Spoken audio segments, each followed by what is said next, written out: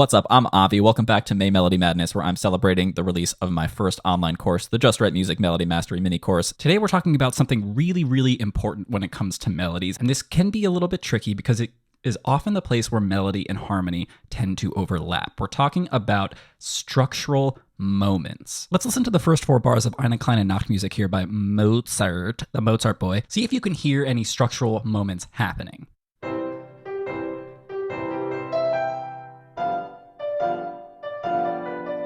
Now, what we're listening for when we're trying to identify a structural moment is the motion and the interchange between tension and resolution.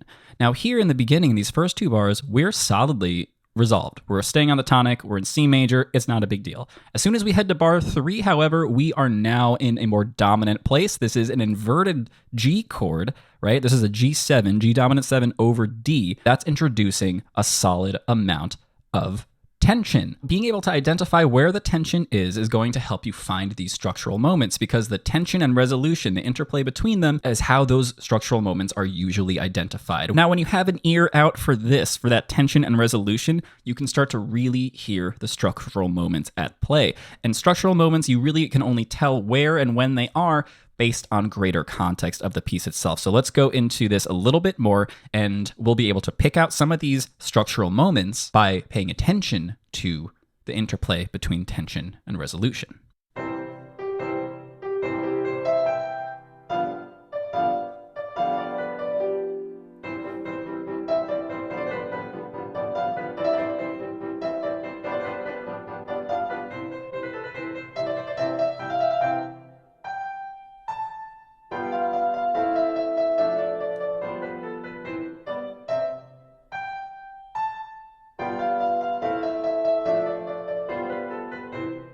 So let's go over some moments that were very clearly structural. One thing that makes structural moments super clear is anytime there's a texture change. And that's exactly what we have going on here from bar 4 to bar 5. We have this big texture change in the left hand of the piano, doing these eighth notes, these chilling on these eighth notes, freaking rock and roll Elvis style, and really creating some really wonderful motion and really wonderful momentum. So right there, over here, another really easy way to spot a structural moment is by looking for longer duration rhythms or straight up moments of rest where things just stop entirely, right? We have this rest here. That's kind of an indication of what I'm talking about right now. We have another rest over here in both voices, both the left hand and the right hand, and that really feels like a structural moment, even though there is not really a cadence here. So then we move on to this section, new texture as well. Now we're on half notes in the left hand, eighth notes in the right hand. We have these half notes with the eighth notes kind of plunking through on this sequence, very much hanging out in a bit more of a dominant place here. We're hanging out on the G,